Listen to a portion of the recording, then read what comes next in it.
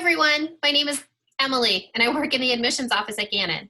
I'm here today to answer a few questions you might have about AP credits, as well as transferring in credits from a community college or a four-year institution that you may have taken during your senior year or even junior year as a dual enrollment student. The first type of credits I'm going to talk about are your AP credits. I want to let you know that you do have to have the official AP scores sent to us via College Board in order for us to give you credit. So the first place you want to head is to the College Board website. I'm going to screen share now.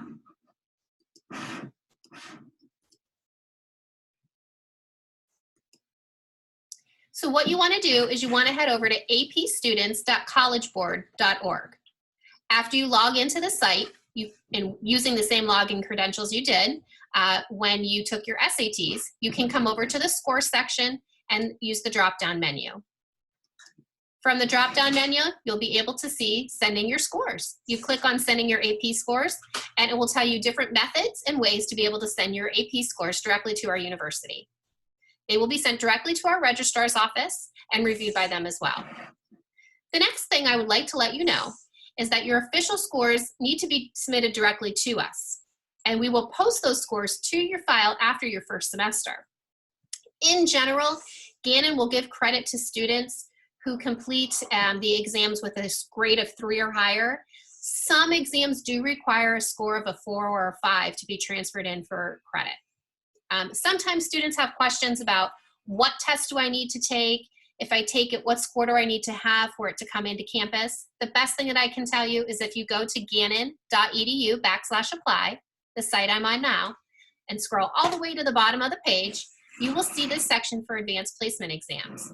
You simply click on the hyperlink and it will take you to an advanced placement chart. It will tell you what course, the score you need, and the credit that will come into Gannon, and the Gannon course that it will likely replace. So that's a little bit about AP scores.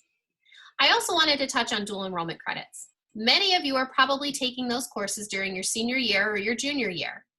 In general, Gannon can accept a transfer credit from a regionally accredited community college or four-year institution as long as you get a minimum grade of a C in the class. Now again, they do have to be a regionally accredited institution. Unfortunately, we are not able to accept credits from trade schools or technical schools.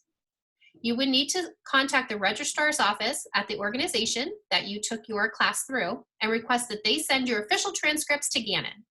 Once our registrar's office receives those transcripts, they will go ahead and post those credits to your account.